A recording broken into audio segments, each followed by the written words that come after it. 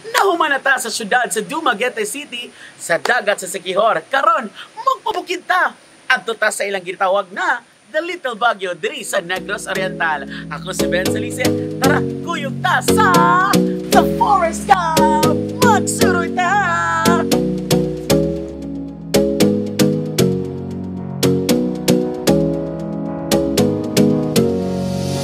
You got me singing way oh, oh. You look like a guy who could treat me right. Way oh, oh. Boy, take a chance, will you let me ride? Way oh, oh. I could be the best thing in your life. Way oh, oh. You got me singing way oh, oh. You look like a guy who could treat me right. So guys, aniata karon sa ilahang unang pool, no? Pagsuod pa lang ninyo sa ilang entrance, sa ilang right side na ay pool.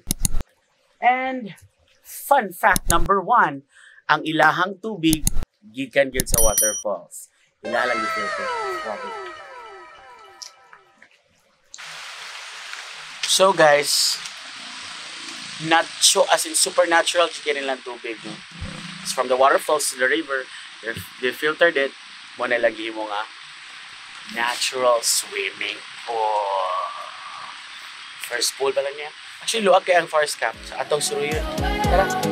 I could be the best thing in your life. Maybe let's take a drive, take a drive.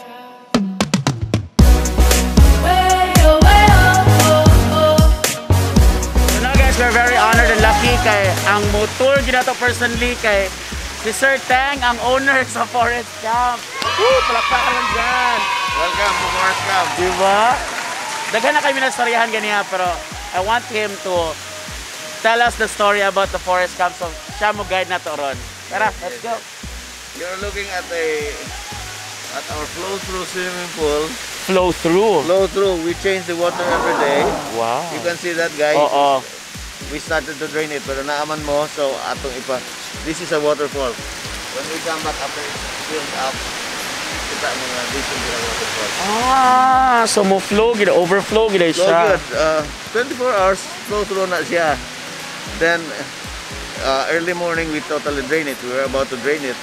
So, new water na po.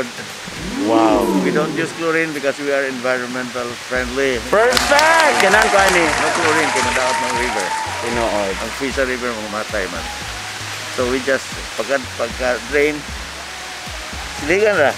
Nice, nice. Siligan na. Then, at so we have 14 pools. 14 pools. So ako nakitaan pa kay duha pa ka pools. Duha pa ka pools.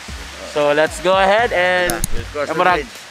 2.5 hectares alone ang forest camp, then 2.5 hectares ang ilang farm. Let's go! Boy, take a chance, will you let me ride? I could be the best thing in your life. Maybe let's take a drive, take a The drive. forest camp is down there. Diya sa river. Oo. Where you can have your back massage. Ay, oo, wow! So, mani kitawag nga Banica River, di ba, sir? Yeah, this is Banica River. So, nakatay murag natural or kanang organic nga massage. Spa. This is one of the remaining clean rivers in Negros Oriental. Oh. It's near the forest. Oh, yeah. Wala yung community ang giagyan. Ay, So, usahay mo pa lang,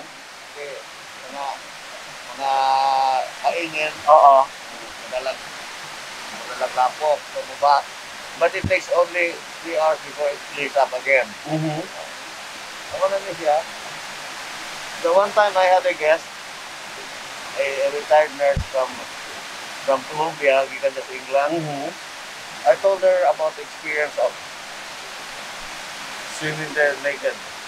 And then? In the evening. Oo.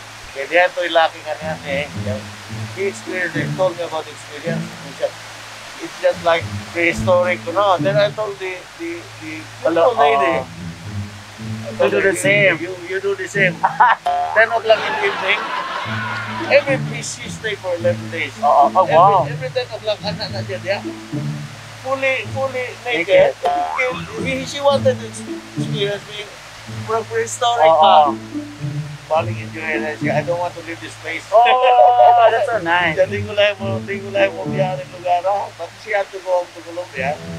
every evening, pero we have to put off all the lights. Dito. So, by the way, Sir Teng, pre-pandemic, pila ka book guests ang gaari da rin? Easily, during weekends, easily 200 guests. One na siya like average. local tourists. More from Cebu and Occidental. Ah, okay. Pero dagan po itong mga foreigners. Foreigners, dagan po. Kaya ang mga foreigners, they like Naghihilig kasi lagi ngani. tropical forest.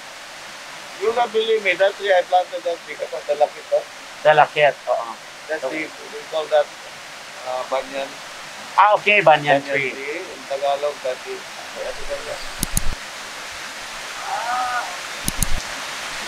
this survived Sendong.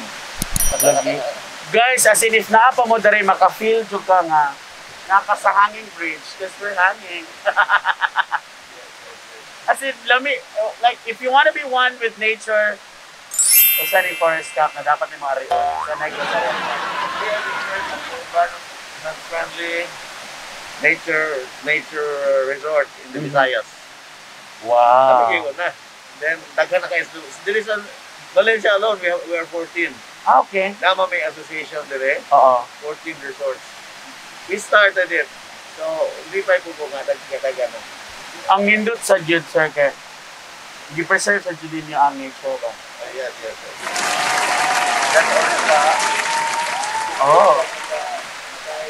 Sige mo, try ta niya, sir. the river. And we can, so let's go.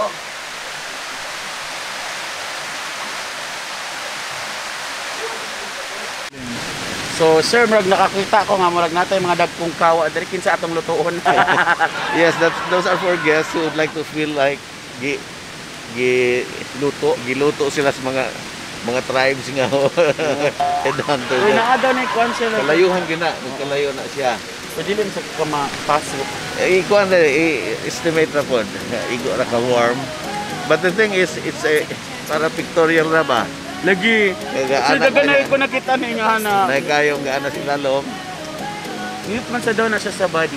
Yes, it is. So, warm kayo. So, pinapog na pista dari sir.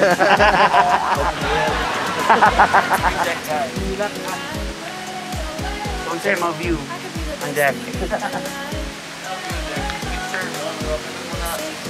Ganahan mag-adventure ka may spend the night there overlooking the river. It's got accommodate for person. Ah, na-ay ko ang tataan.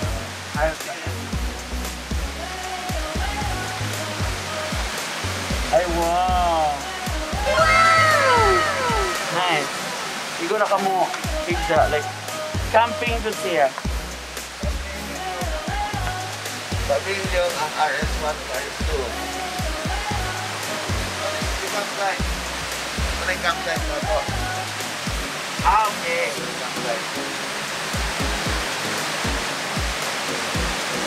So guys, aside from camping, pwede na sila mo dawat og ka ng mga events like wedding. Pwede mo set up tayo. Parties, birthdays. Kani guys, if ma-feel daw ni ang kani mga kada pool, may man siya murag layer by layer nga waterfall.